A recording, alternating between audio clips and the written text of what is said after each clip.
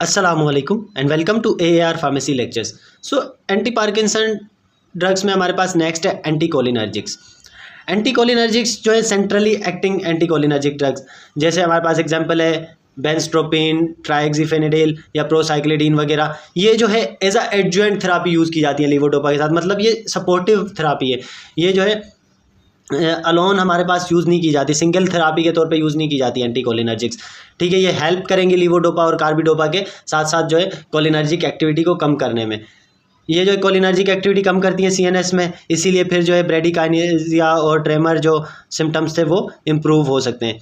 ADRs अगर हम देखें एंटीकोलिनर्जिक्स के, सबसे पहले ये जो है जीरोस्टोमिया कराता है, ड्राई माउथ। अब मस्करेनिक रिसेप्टर हमारे पास मौजूद होते हैं, M3 रिसेप्टर जो स्टिमुलेटरी इन एक्शन होते हैं टंग के अंदर। जब ये मस्करेनिक रिसेप्टर जो है स्टिमुलेट होते हैं तो वो रिस्पॉन्सिबल होते हैं सलाइवा की सिक्रीशन के लिए। ठीक है, और ये काम कर रहे होते हैं अंडर दी कोलिनर्जिक सिस्टम।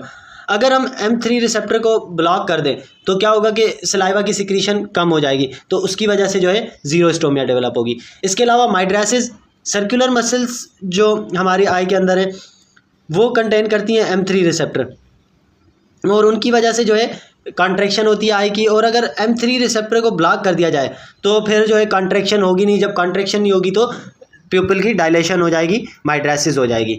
इसके अलावा पेरिस्टालसिस मूवमेंट्स पे भी इसका इफेक्ट है, जिसकी वजह से ये कॉन्स्टिपेशन काज कराती है। पैरासिम्पैथेटिक सिस्टम के थ्रू जो है ना हमारी पेरिस्टालस्टिक मूवमेंट चल रही होती है। अगर हम एंटीकोलिनर्जिक ड्रग दें तो ये जो है कॉन्स्टिपेशन कराती है, क्योंकि ये जो है पेरिस्टालस्टिक मूवमेंट्स को रोक देती हैं। इसके अलावा जो है यूरिनरी रिटेंशन भी कराती हैं। यूरिनरी रिटेंशन कैसे कराएगी? यूरिनरी ब्लैडर के अंदर जो है ना हमारे पास डेट्रूसल मसल मौजूद होते हैं जो ब्लैडर की इंटरनल लाइनिंग में मौजूद होती हैं, और उनमें जो है ना M3 रिसेप्टर होते हैं। M3 रिसेप्टर जैसे ही एक्टिव होंगे तो फिर जो है ना कॉन्ट्रैक्शन हो जाती है ब्लैडर की। अब M3 रिसेप्टर्स को अगर ब्लॉक कर दिया जाए तो अल्टीमेटली क्या होगा? ब्लैडर कॉन्ट्रैक्शन नहीं होगी तो यूरिनरी रिटेंशन हो जाएगी। इसके अलावा इसका जो है मायोकार्डियम में भी इफेक्ट है। मायोकार्डियम में M2 रिसेप्टर होते हैं। M2 रिसेप्टर इनहिबिटरी है, क्योंकि अब हमारे पास जो मस्करेनिक रिसेप्टर M1, 3 और 5 वो स्टिमुलेटरी है, जबकि M2 और 4 2 और 4 वाले जो हैं वो इनहिबिटरी इन एक्शन है। तो अगर M2 रिसेप्टर स्टिमुलेट हो तो वो जो है हार्ट रेट को डिक्रीज करते हैं, जबकि M2 रिसेप्टर अगर ब्लॉक हो जाए तो फिर जो है हार्ट रेट इंक्रीज हो जाएगा, क्योंकि ये जो है इनहिबिटरी इनएक्शन थे। अगर इनहिबिट हुए तो हार्ट रेट कम हुआ था, मगर जैसे ही हमने इन रिसेप्टर्स को ब्लॉक कर दिया, मतलब स्टिमुलेट होने से ये जो है हार्ट के इफेक्ट को कम कर रही थी, जबकि जैसे ही ब्लॉक होंगी तो फिर जो है हार्ट रेट बढ़ जाएगा। इसीलिए जो है ये टैकीकार्डिया काज करा सकती है।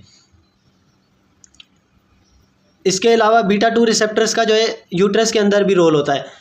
ये जो है रिलैक्सेशन करा रही होती हैं यूट्रस मसल को, इसीलिए जो है साल्ब्यूटामोल को भी जो है दिया जा सकता है प्री मैच्योर जो यूट्राइन कॉन्ट्रैक्शन है उनको कम करने के लिए।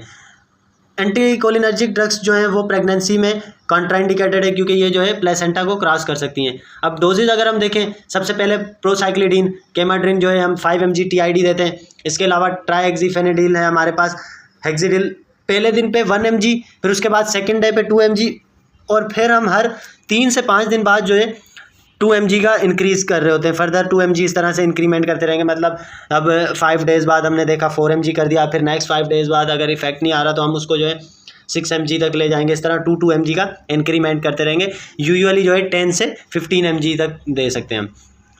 इसके अलावा नेक्स्ट ड्रग है हमारे पास एमेंटाडीन। एमेंटाडीन पहले जब मार्केट में आई थी ना वो एज अ एंटीवायरल के तौर पे आई थी। फिर जब उस पर फर्दर स्टडीज़ हुई तो एक्सीडेंटली पता चला कि ये तो जो है एंटी पार्किंसन एक्टिविटी भी शो करती है। अब मैकेनिज़्म अगर हम एमेंटाडीन का देखें तो हमें एक्चुअल मैकेनिज़्म अभी तक अननोन है कि किस रीजंस की वजह से ये जो है एंटी पार्किंसन इफेक्ट देती है। डोपामिन के रिलीज़ को इंक्रीज़ कर रही होती है। इसके अलावा कोलिनर्जिक रिसेप्टर को ये जो है ब्लॉक कर रही होती है, NMDA रिसेप्टर्स को ब्लॉक कर रही होती है। तो इसीलिए जो है ये एज अ एडजुएंट यूज़ की जाती है लीवोडोपा के साथ। और कुछ केसेस में जो है एमेंटाडीन को as a first line therapy भी यूज़ किया जा सकता है। डोज अगर हम एमेंटाडीन का देखें तो 100 mg BID। इसके अलावा cell replacement therapy Parkinson disease. अब अगर हमारे पास ड्रग्स से जो है कंट्रोल नहीं हो पा रही और डिजीज़ वर्सनिंग की तरफ जाती जा रही है तो हम सेल रिप्लेसमेंट थेरापी की तरफ भी जा सकते हैं। मतलब हमें जो डोपामिनर्जिक न्यूरॉन है ना जो डैमेज हो चुके हैं उनको रिप्लेस करना पड़ेगा न्यू सेल्स के साथ। तो इसके 3 तरीके हैं। पहला क्या होगा कि फेटल टिश्यूज़ लिए जाए, जो फीटस है उसके जो है मेसेनसेफ्लॉन जो मिड ब्रेन है वहाँ से हम डोपामिनर्जिक न्यूरॉन्स आइसोलेट करें, जो एम्ब्रियो होगा हमारे पास 1 to 9 वीक का, फिर उसमें से जो है हम वो डोपामिनर्जिक न्यूरॉन इंजेक्ट करें पेशेंट को, पार्किंसन पेशेंट के ब्रेन में वो इंजेक्ट करें और उसकी वजह से जो है वहाँ पे जाके वो नए सेल्स डेवलप होना शुरू हो जाए। मगर ये थेरापी एज सच सक्सेसफुल नहीं है। इसके अलावा दूसरा तरीका है ब्लास्टोसिस्ट वाला, जो एम्ब्रियो है 5th डे पे फर्टिलाइजेशन के बाद उसे लें, फिर जो ह्यूमन एम्ब्रियोनिक स्टेम सेल्स हैं ब्लास्टोसाइट से, वो ब्लास्टोसाइट से वो लिए जाए। स्टेम सेल्स क्या होते हैं? प्राइमरी अनडिफ्रेंशिएटेड सेल्स होते हैं, मतलब इनमें सलाहियत होती है कि ये मुख्तलिफ स्पेशलाइज सेल के अंदर खुद को ट्रांसफॉर्म कर सकते हैं। तो अब हम एम्ब्रियोनिक स्टेम सेल्स ले लेंगे उस ब्लास्टोसाइट से, तो उसके बाद जो है ना उन स्टेम सेल्स को स्पेशलाइज सेल में कन्वर्ट करने के लिए हमें पर्टिकुलर जो है ग्रोथ फैक्टर्स वगैरह रिक्वायर्ड होंगे, फिर उनकी मदद से हम उनको जो है डोपामिनर्जिक न्यूरॉन के अंदर कन्वर्ट करेंगे।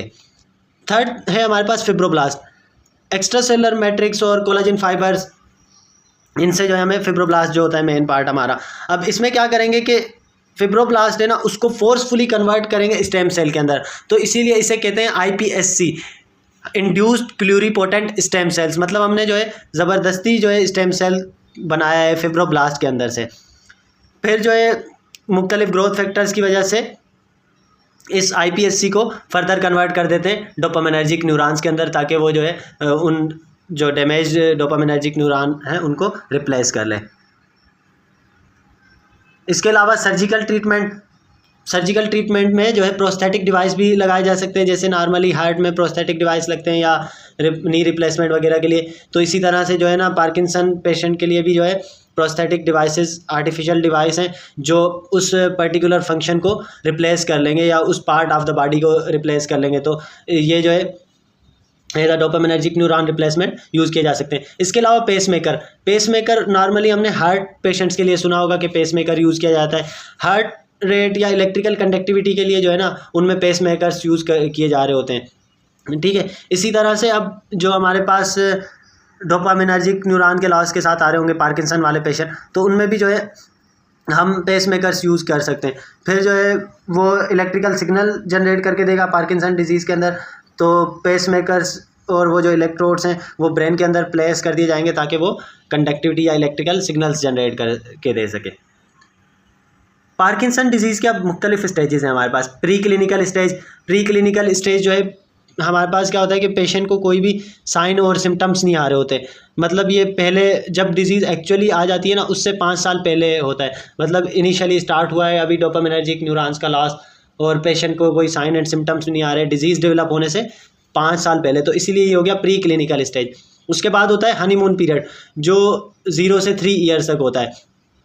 अब इसमें क्या होता है कि पेशेंट जो है ना नॉर्मली ड्रग्स पे बहुत अच्छे से इफेक्ट आ रहा होता है और वो अच्छा चल रहा होता है, ख़ासतौर पे लीवोडोपा और कार्बिडोपा जब हम उसको देते हैं। फिर 3 to 5 ईयर्स वाले पीरियड में जब पेशेंट आ जाता है तो वियरिंग ऑफ फिनोमिना शुरू होता है। वियरिंग ऑफ हम प्रीवियस वीडियोस में ऑलरेडी डिस्कस कर चुके, तो अब वियरिंग ऑफ फिनोमिना आएगा तो फिर हम क्या करेंगे, साथ में जो है ड्रग्स ऐड करेंगे लाइक लीवोडोपा कार्बिडोपा के साथ या तो डोपामिन एगोनिस्ट या मोनोमाइन ऑक्सीडेज इनहिबिटर कॉम्प इनहिबिटर या जो है हम थेरापी इनमें से चेंज करेंगे।